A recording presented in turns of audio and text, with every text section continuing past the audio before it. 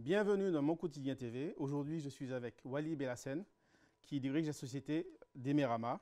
Donc Wally, est-ce que tu peux nous parler un peu de toi, de ta société, et nous expliquer un peu comment tu es venu au déménagement en fait, voilà. Merci de m'avoir reçu. Donc, moi, c'est Wally Bellassène. J'ai créé cette société qui s'appelle Demerama en 2010 avec mon frère.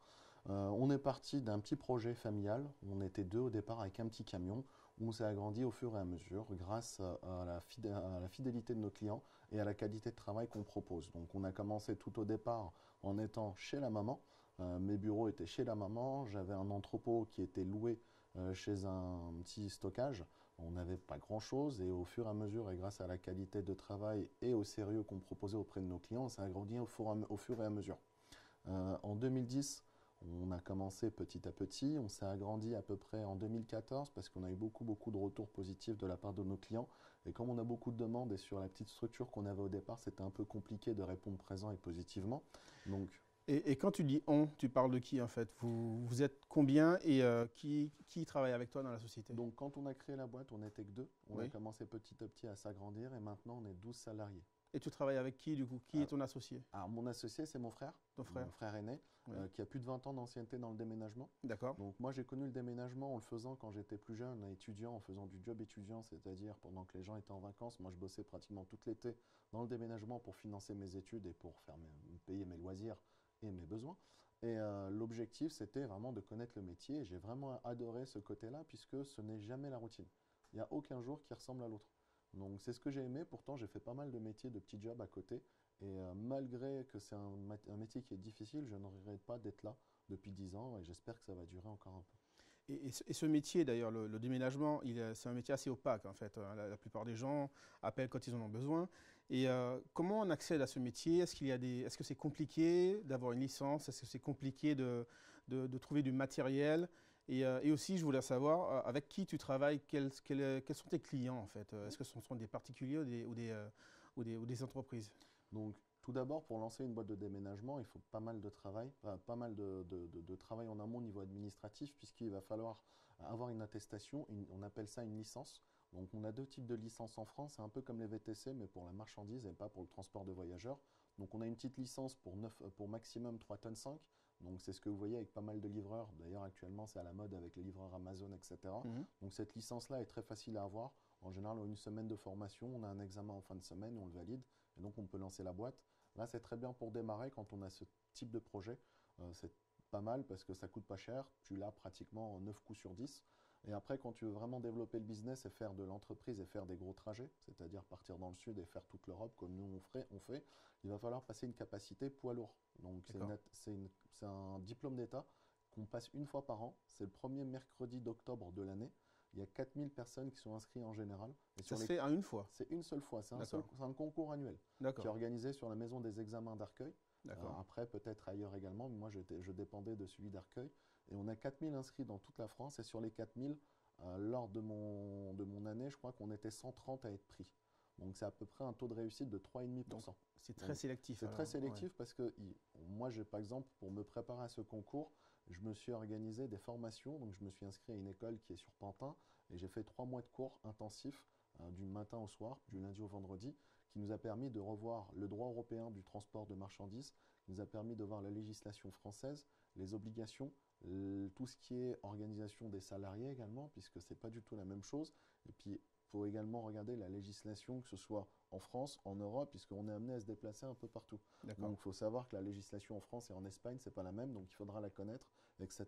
Donc vous avez un peu le même profil, je dirais, que les grands transporteurs de marchandises, en fait. Exactement. Au niveau législatif, au niveau gestion. Dès que le camion dépasse les 3 tonnes 5, on a des obligations, c'est-à-dire les horaires, le poids, le temps de travail, etc., qu'il faut respecter. En Europe, ça commence à s'harmoniser, mais c'est très rare. Par exemple, c'est aussi pour ça que beaucoup de transporteurs sont partis s'installer en Pologne, Oui. parce que voilà, vous prenez beaucoup de transporteurs français qui mettent la clé sous la porte, parce que les Polonais, on va dire, proposent des tarifs beaucoup moins chers pour le même travail que les Français Que ce faisaient. soit dans le déménagement Et ou dans aussi le dans le bâtiment déménagement, on aussi. a aussi ce souci-là, beaucoup. Après, faut pas rentrer dans la guerre du prix. Dans le transport, malheureusement, c'est le prix qui parle et moi, j'évite de rentrer dans la guerre du prix. Je préfère parler de qualité envers mes Bien clients. sûr. C'est-à-dire qu'on propose des services que d'autres ne proposent pas. Donc, quand un client il fait appel à nous, il cherche une qualité, il ne cherche pas le moins cher, il cherche vraiment un rapport qualité-prix qui est convenable et une personne qui est à l'écoute, on ne va pas dire H24, mais quasiment. Voilà. D'accord. Je ne laisse jamais une question pas répondue pendant 12 heures, par exemple. Quand un client m'envoie un mail, même si c'est samedi, j'essaie de lui répondre avant le lundi matin. D'accord. Justement, concernant tes clients, quel type de clients avez-vous en fait au niveau de votre société?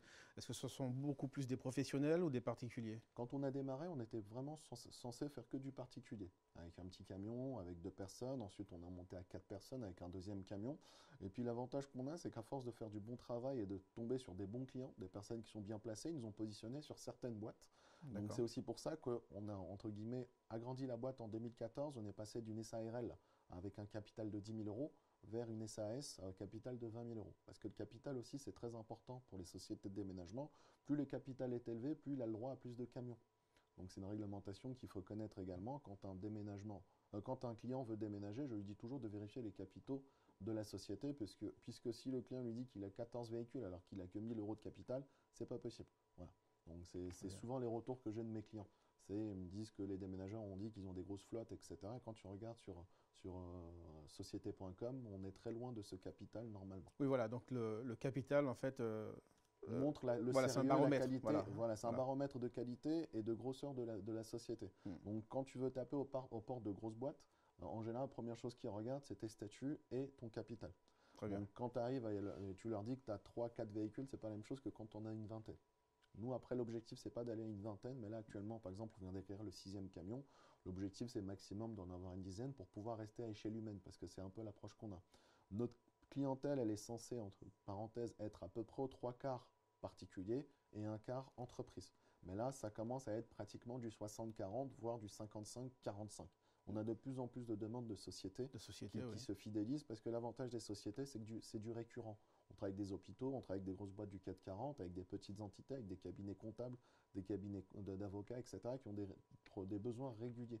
Donc l'avantage, c'est qu'avec un seul client, tu as plusieurs factures à l'année. Donc le chiffre d'affaires est en constante augmentation chaque année du côté entreprise. Et les particuliers restent fidèles.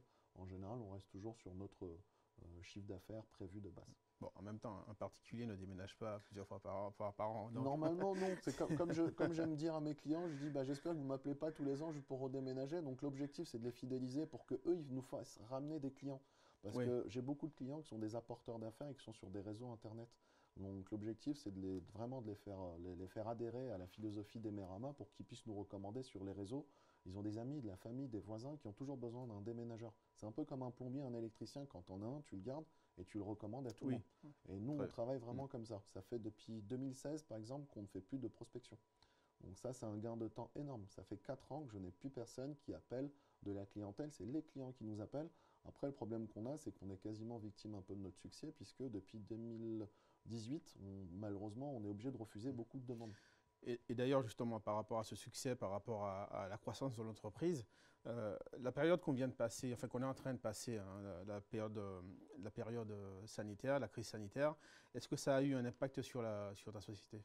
Alors, j'ai dû rapidement, au mois de mars, prévenir mes clients et leur dire qu'on arrêtait pendant la période de confinement. J'étais obligé, puisqu'on ne savait pas où on allait. Et moi, avant tout, c'est la sécurité de mes salariés qui va en priorité. Je préfère rembourser les acomptes que j'ai récupérés de mes clients que de mettre en péril la santé d'un de mes salariés. Parce que je n'ai pas envie d'avoir un problème purement psychologique et de me dire, à cause de moi, ce déménageur-là, il est arrivé une maladie ou autre et j'ai pas envie d'avoir sa famille en face de moi qui m'en veuille. Ça, il est hors de question. C'est aussi le côté humain.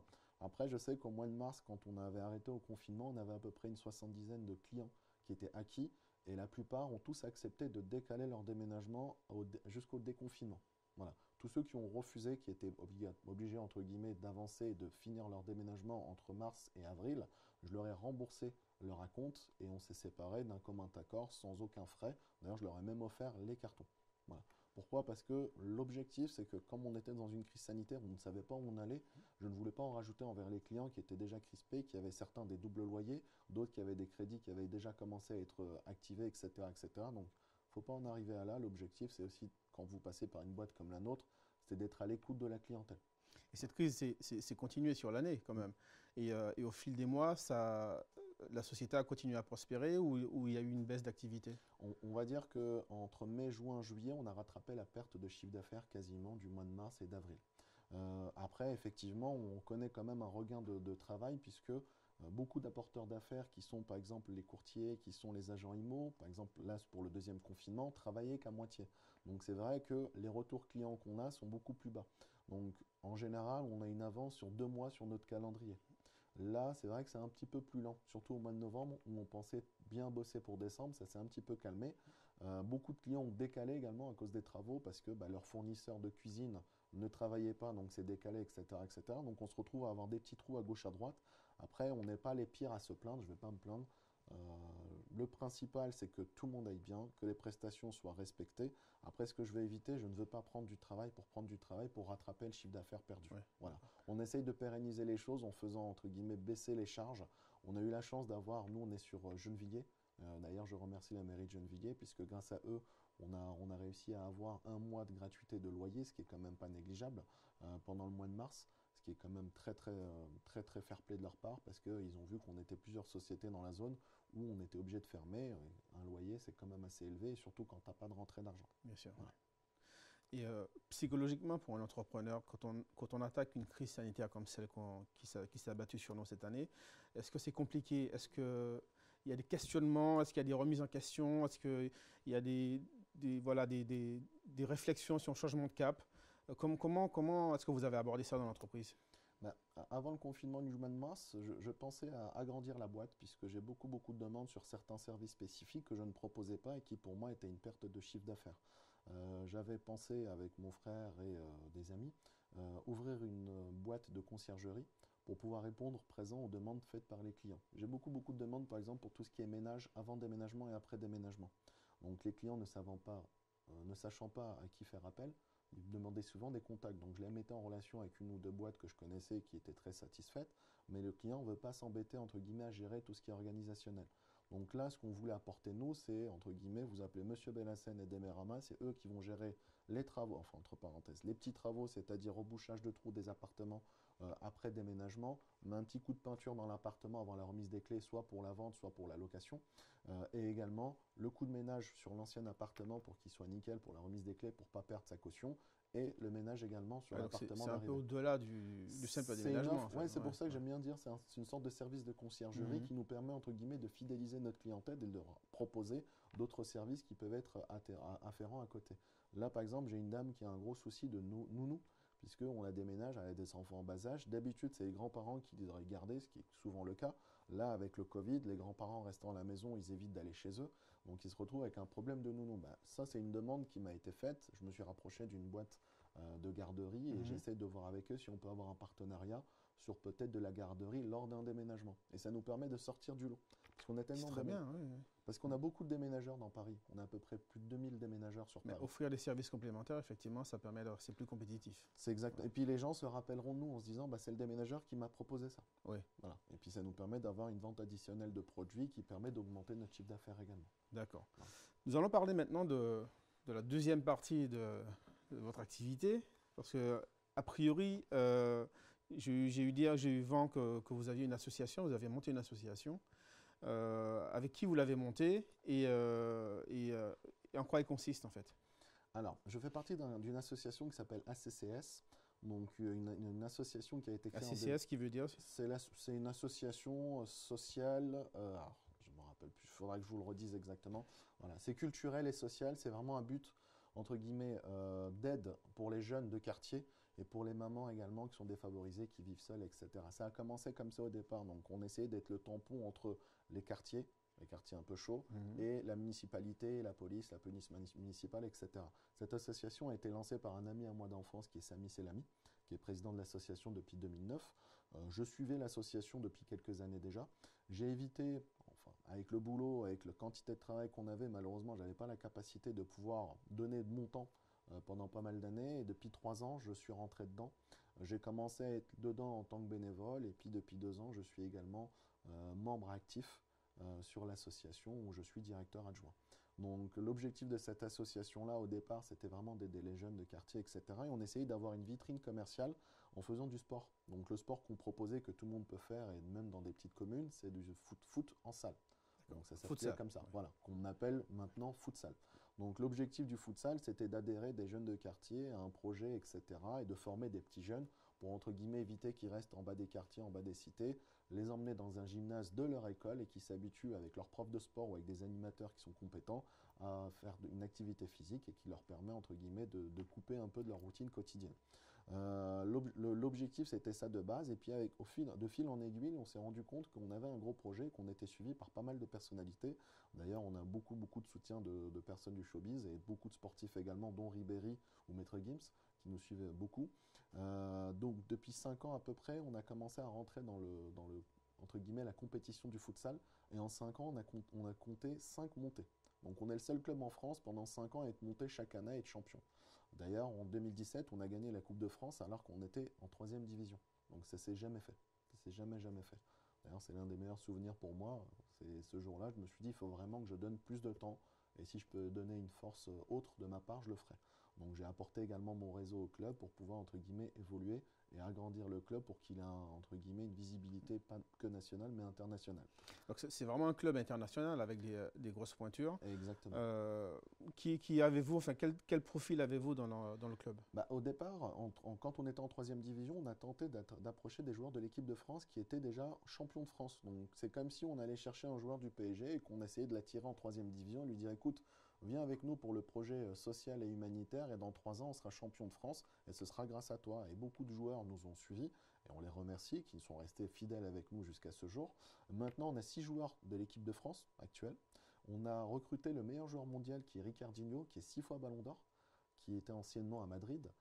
Donc il faut savoir qu'en général le futsal est un sport qui est beaucoup beaucoup joué dans les pays latins, donc c'est Portugal, Espagne, Brésil, Italie et également beaucoup dans les pays de l'Est comme la Russie. Hmm. Très peu en France malheureusement, c'est vrai qu'en France on n'a que 32 000 licenciés il y a 2 ans.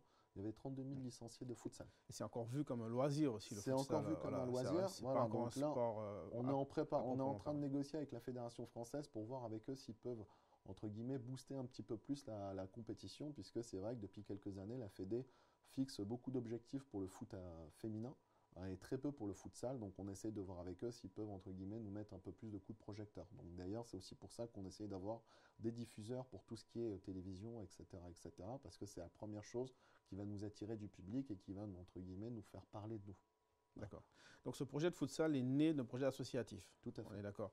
Et ce projet associatif, en fait, il est sorti des frontières de la France Mhm. et il est parti en Algérie, d'après Tout ce à que fait. vous m'avez expliqué. Donc est-ce que vous pouvez nous parler un peu de ce projet humanitaire? Donc, il faut savoir que dans notre club, on essaie d'organiser des tournois internationaux ou nationaux avec des clubs. Au départ, c'était Île-de-France et là, maintenant, ça devient national. Le prochain tournoi qui devait avoir lieu le 20 décembre est décalé au 30 janvier prochain, puisque à cause de la crise sanitaire, on ne peut pas, entre guillemets, être trop nombreux dans un gymnase et avoir du contact ou autre. Donc, normalement, fin janvier, on aura cette capacité si les autorités municipales nous le permettent et nationales, et l'ARS également. Donc, on organise un tournoi le 30 janvier prochain avec 16 clubs nationales, que ce soit d'Île-de-France, que ce soit Marseille, Monaco, Lille, etc., qui sont invités à participer à ce tournoi. C'est des U10, donc c'est des enfants qui ont moins de 9 ans. C'est un tournoi de chaque club, chacun ramène leurs meilleurs joueurs pour faire un tournoi, pour une coupe. L'objectif de ce tournoi, c'est également un projet humanitaire derrière, puisque je suis natif d'Algérie et j'ai un petit village où j'ai grandi. Ou qui me tient à cœur et qui ont un problème entre guillemets médical. Donc ils n'ont pas du tout de moyens médicaux à portée de main. Donc le médecin le plus proche, il est à plus de 10 km, ce qui est quand même pas normal dans un pays aussi grand que l'Algérie. Donc l'objectif, c'était de leur apporter un dispensaire en plein centre du village pour pouvoir entre guillemets avoir un service maternité à portée de main, avoir également un service pour les enfants, un service également pour tout ce qui est rhumatologie, etc., etc. Donc de nos jours, malheureusement, la mairie là-bas n'a pas trop de moyens pour pouvoir mettre du matériel à disposition. Donc on est en pourparlers avec la mairie de là-bas pour pouvoir voir avec eux s'ils peuvent nous mettre à disposition leur ancienne polyclinique pour qu'elle soit entre guillemets remise en travaux à leurs frais avec le bénévolat de pas mal d'habitants du village. Et nous, de notre côté, on va essayer de fournir le matériel possible pour pouvoir remettre à neuf toute la polyclinique. Donc là, on parle vraiment de réhabilitation d'un centre de santé, en fait. Tout à fait, Carrément. c'est exactement ça. Donc, à but, entre guillemets, ça commence par un projet sportif et qui a un but un peu plus grand derrière. Donc, l'objectif, c'est vraiment de lever des fonds, que ce soit avec des partenaires publics ou avec des partenaires privés, pour pouvoir venir à ces besoins-là, puisque d'ailleurs, actuellement, avec la crise sanitaire, c'est de plus en plus compliqué pour eux également en Algérie de pouvoir se soigner, puisque les médecins sont quasiment tous fermés. La plupart sont difficiles de sortir, et donc les gens, ils meurent à petit feu dans leur village, en se disant, écoutez, je suis loin du médecin, le médecin, pour y aller, tu as 5-6 heures d'attente, chose qui n'est pas possible, etc., etc. Le fait d'avoir un dispensaire en plein milieu du village, ça leur permet d'être à l'écoute et d'être, on va dire, à jour niveau vaccin, à jour pour tout ce qui est maternité, le suivi des enfants, etc., etc. D'accord. Qu'est-ce que vous attendez de l'année qui arrive, l'année 2021, vu qu'on a eu une année assez particulière en 2020? Est-ce que vous avez des espoirs? Est-ce que vous avez une envie de diversité? Est-ce que vous avez envie de développer toute cette partie associative et humanitaire? Est-ce que vous avez encore l'énergie, justement? Parce que je pense que vous en avez dépensé beaucoup sur l'année qui vient de passer, comme beaucoup d'entrepreneurs. Donc, est-ce que vous aurez encore l'énergie pour aller de l'avant avec toutes ces activités que vous nous avez racontées? L'objectif, moi je suis quelqu'un de toujours positif. Donc il faut toujours regarder le verre à moitié plein et pas à moitié vide. C'est effectivement, on a connu une année 2020 qui était vraiment très catastrophique pour la plupart d'entre nous. Après, il faut se dire qu'il faut avancer, il faut continuer, il faut positiver parce que sinon on rentre dans un rouage qui n'est pas bon. Surtout actuellement avec la politique qu'on a de nos jours qui est vraiment très très difficile pour pas mal de commerçants. Je pense beaucoup aux restaurateurs, etc. qui sont dans des difficultés. Donc moi, par rapport à mon activité professionnelle, je ne vais pas me plaindre. On continue à travailler, même si on travaille moins, on travaille quand même. Ça nous permet, entre guillemets, de subvenir à nos besoins et à pas mal de familles, mes salariés, etc., etc. Pour le côté sportif, l'objectif, c'est que normalement en janvier, on a notre deuxième tour de Ligue des Champions. Donc j'espère le gagner et comme ça, on rentre dans le final 8. Donc là, on serait dans notre objectif. Avec l'équipe qu'on a, normalement, on devrait être dans les 4 premiers, dans les demi-finales. Après, on verra si on peut aller plus loin, aller être champion d'Europe. Ce serait le top. Pour le côté humanitaire, on va voir si on peut tenir les projets qui peuvent normalement aller jusqu'à juin. Donc l'intérêt, c'est que d'ici l'été prochain, on puisse réunir la capacité de pouvoir envoyer dans un conteneur tous les éléments qu'on aura listés. Donc ça, je vais faire appel également sur mes réseaux perso à pas mal d'aides de mon entourage, de mon réseau, pour pouvoir apporter chacun une pierre à l'édifice pour faire des dons, beaucoup de dons, que ce soit pour nous ou pour d'autres associations, parce que là, par exemple, j'ai échangé avec un client qui est dans le Resto du Cœur, et il me dit qu'ils ont beaucoup de difficultés actuellement parce qu'il y a de moins en moins de dons. Donc je dis toujours aux gens, pensez aux autres, arrêtez de penser à soi, et c'est plus important, il faut toujours positiver. Voilà. Très bien. Alors, dernière question, Wally Bellassène, est-ce que vous êtes d'accord ou pas pour qu'on diffuse cette émission? Oui, sans problème. Très bien. Merci Wally. Merci à vous. Merci d'avoir suivi cette émission de Mon Quotidien TV. Je remercie les équipes d'Atoukam et de Griffe Productions. Et merci à Nicolas Bayet à la réalisation et à Asia au maquillage. À bientôt sur Mon Quotidien.